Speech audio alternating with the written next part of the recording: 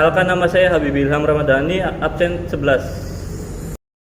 Perkenalkan, nama saya Ines Turanggraini, absen 14. Perkenalkan, nama saya Indah, absen 15. Perkenalkan, nama saya Jian Fibri Abrar Zahra, absen 17. Perkenalkan, nama saya Muhammad Novel Hidayat, absen 20. Perkenalkan, nama saya Radit Nurullah, absen 32.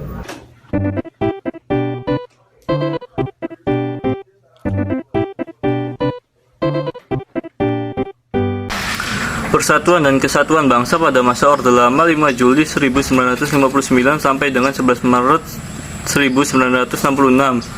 Yang pertama, sistem pemerintahan periode 1959 sampai 1966 Orde Lama. Lama periode 5 Juli 1959 sampai 22 Februari 1966. Bentuk negara kesatuan, bentuk pemerintahan republik, sistem pemerintahan presidensial, konstitusi, undang-undang dasar 1945. Demokrasi terpimpin atau Orde Lama 1959 sampai 1965 adalah masa ketika Presiden Indonesia Soekarno berkuasa di bawah naungan Undang-Undang Dasar 1945 yang asli. Demokrasi terpimpin sendiri adalah sebuah sistem demokrasi yang selama keputusan serta pemikiran berpusat pada pemimpin negara. Konsep sistem demokrasi terpimpin pertama kali diumumkan oleh Presiden Soekarno dalam pembukaan sidang konstituante pada tanggal 10 November 1956. Demokrasi terpimpin menurut ketetapan MPRS nomor 8 MPRS 1965, yakni kerakyatan yang dipimpin oleh hikmat kebijaksanaan dalam permusyawaratan perwakilan yang berintikan musyawarah untuk mufakat secara gotong royong di antara semua kekuatan nasional yang progresif revolusioner dengan diporoskan pada Nasakom. Masa Orde Lama yaitu masa pemerintahan yang dimulai dari proklamasi kemerdekaan 17 Agustus 1945 sampai masa terjadinya G30 SPKI. Orde Lama adalah istilah yang diciptakan oleh Orde Baru. Bung Karno sangat keberatan masa kepemimpinannya dinamai Orde Lama. Bung Karno lebih suka dengan nama revolusi, tapi Bung Karno tak berkutik karena menjadi tahanan rumah oleh pemerintah militer Orde Baru.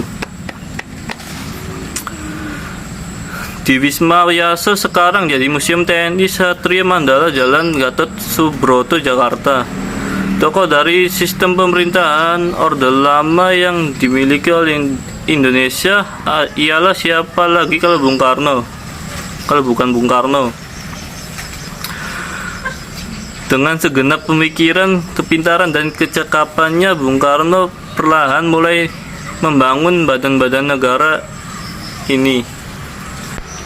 Dalam jangka waktu tersebut, Indonesia menggunakan pergantian sistem ekonomi liberal dan sistem ekonomi komando. Di saat menggunakan sistem ekonomi liberal, Indonesia menggunakan sistem pemerintahan parlementer. Demokrasi terpimpin adalah sebuah demokrasi yang sempat ada di Indonesia, yang seluruh keputusan serta pemikiran berpusat pada pemimpinnya saja. Negara berada dalam suasana transisional dari masyarakat terjajah menjadi masyarakat merdeka. Kondisi sosial ekonomi, kondisi sosial politik, sosial budaya, dan keamanan dalam negeri diliputi oleh kekacauan dan hampir bangkrut. Indonesia di masa Orde Lama lebih banyak konflik politiknya daripada agenda ekonominya, yaitu konflik kepentingan antara kaum borjuis, militer, PKI, parpol keagamaan, dan kelompok-kelompok nasionalis lainnya. Kondisi ekonomi saat itu sangat parah dengan ditandai tingginya inflasi, yaitu mencapai 732% antara tahun 1964 sampai 1965 dan masih mencapai 697% antara tahun 1965 sampai 1966. Keadaan ekonomi keuangan pada masa Orde Lama amat buruk, antara lain disebabkan oleh Yang pertama, inflasi yang sangat tinggi disebabkan karena beredarnya lebih dari satu mata uang secara tidak terkendali. Pada waktu itu, untuk sementara waktu, pemerintah Republik Indonesia menyatakan 3 mata uang yang berlaku di wilayah Republik Indonesia, yaitu mata uang Dejavasce, bank, mata uang pemerintahan Hindia Belanda, dan mata uang penduduk Jepang. Kemudian pada tanggal 6 Maret 1946, Panglima Afney mengumumkan berlakunya uang nica di daerah-daerah yang dikuasai sekutu. Pada bulan Oktober 1946, pemerintah RI juga mengeluarkan uang kertas baru, yaitu Ori, Oyang Republik Indonesia, sebagai pengganti uang Jepang. Berdasarkan teori moneter, banyaknya jumlah uang yang beredar mempengaruhi kenaikan tingkat harga. Yang kedua, adanya blokade ekonomi oleh Belanda sejak bulan November 1945 untuk menutup pintu perdagangan luar negeri Republik Indonesia. Yang ketiga, ada kas negara kosong, eksploitasi besar-besaran di masa penjajahan. Usaha-usaha yang dilakukan untuk mengatasi kesulitan-kesulitan ekonomi antara lain: 1. Program pinjaman nasional dilaksanakan untuk Menteri Keuangan Insinyur Soeratman dengan persetujuan BPK-NIP dilakukan pada bulan Juli 1946. 2. Upaya menebus blokade dengan diplomasi beras ke India, mengadakan kontak dengan perusahaan swasta Amerika dan menebus blokade Belanda di Sumatera dengan tujuan ke Singapura dan Malaysia. 3. Konferensi Ekonomi Februari 1946 dengan tujuan untuk memperoleh kesepakatan yang bulat dan menanggulangi masalah-masalah ekonomi yang mendesak, yaitu masalah produk dan distribusi makanan, masalah sandang, serta status dan administrasi perkebunan. 4.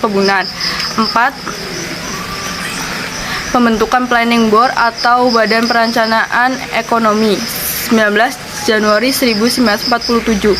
Rekonstruksi dan rasionalisasi Angkatan Perang atau RERA 1948, mengalihkan tenaga bekas Angkatan Perang ke bidang-bidang produktif. 5. Kasimo Plan yang intinya mengenai usaha swasembada pangan dengan beberapa petunjuk pelaksanaan yang praktis. Dengan swasembada pangan diharapkan perekonomian akan membaik atau mengikuti majah Vioscrat. Sektor pertanian merupakan sumber kekayaan. Orde Lama telah dikenal presentasinya dalam memberi identitas, kebanggaan nasional dan mempersatukan bangsa Indonesia. Namun demikian, Orde Lama pula yang memberikan peluang bagi kemungkinan kaburnya identitas tersebut, atau Pancasila dan Undang-Undang Dasar 1945. Beberapa peristiwa pada Orde Lama yang mengaburkan identitas nasional kita adalah pemberontakan PKI pada tahun 1948, demokrasi terpimpin pelaksanaan Undang-Undang Dasar sementara 1950, Nasakom, dan pemberontakan PKI 1965. Pada Orde Lama terjadi banyak pergantian kabinet diakibatkan situasi politik yang tidak stabil. Tercatat ada 7 kabinet pada masa Orde Lama, yaitu 1. 1950 sampai 1951 Kabinet Nasir, 2. 1951 sampai 1952 Kabinet Sukiman Waknirjo. Akhirnya Dekret Presiden pada 5 Juli 1959. Dekret Presiden dibuat setelah Konstituante tidak dapat menyelesaikan tugasnya untuk membentuk Undang-Undang Dasar tetap sehingga tidak menguntungkan bagi perkembangan ketatanegaraan. Dekret Presiden membuat ketentuan pokok sebagai berikut. Yang pertama itu menetapkan pembubaran Konstituante, yang kedua menetapkan UUD 1945 berlaku kembali bagi segenap bangsa Indonesia. Yang ketiga, pembentukan Majelis Permusyawaratan Rakyat sementara MPRS dan Dewan Agung sementara DPAS dalam waktu singkat. Dekret Presiden pada 5 Juli 1959 disambut oleh rakyat dan didukung oleh TNI AD. Dekret Presiden juga dibenarkan oleh Mahkamah Agung dan DPR. Penyimpangan pada masa demokrasi terpemimpin tahun 1959 sampai 1966, yaitu yang pertama menafsirkan Pancasila terpisah-pisah, tidak dalam kesatuan bulat dan utuh. Periode demokrasi terpemimpin didasarkan pada penafsiran dari sila keempat Pancasila, yaitu kerakyatan yang dipimpin oleh hikmat kebijaksanaan dalam permusyawaratan perwakilan. Tetapi Presiden Soekarno saat itu menafsirkan terpemimpin dengan arti pimpinan terletak di tangan pemimpin besar revolusi. Yang kedua, pengangkatan presiden seumur hidup. UUD 1945 mengatur presiden untuk memimpin pemerintahan selama 5 tahun. Tetapi ketetapan MPRS nomor 3 1965 mengangkat Insinyur Soekarno sebagai presiden seumur hidup, seperti dikutip dari buku Pendidikan di Kewarganegaraan Pancasila, Demokrasi dan Pencegahan Korupsi oleh Ubaidillah. Yang ketiga, Presiden membubarkan DPR hasil pemilu 1945. Kebijakan ini membuat hilangnya pengawasan dari lembaga legislatif terhadap eksekutif. Yang keempat, konsep Pancasila berubah menjadi konsep nasakom, nasionalis, agama, dan komunis. Yang kelima, bergesernya makna demokrasi terpimpin menjadi pemusatan kekuasaan pada presiden. Dalam pelaksanaan periode demokrasi terpimpin cenderung terjadi pemusatan kekuasaan pada presiden atau pemimpin besar revolusi. Hal ini menjadi pengingkaran terhadap nilai-nilai demokrasi dengan lahirnya absolutisme dan terpusatnya kekuasaan pada pemimpin, serta hilangnya kontrol sosial. Yang keenam, pelaksanaan politik luar negeri bebas aktif yang cenderung memihak komunis. Pada masa demokrasi terpimpin terjadi kecenderungan pemihakan pada Blok Timur atau RRC. Yang ketujuh, manipul Usdek yang dibuat presiden menjadi GBHN. Manipul Usdek, Manifesto Politik, Undang-Undang Dasar, Sosialisme Indonesia, Demokrasi Terpimpin, Ekonomi Terpimpin, dan Kepribadian Indonesia dijadikan garis-garis besar haluan negara atau GBHN tahun 1960. Usdek dibuat oleh Presiden Soekarno, sedangkan GBHN harusnya dibuat oleh MPR.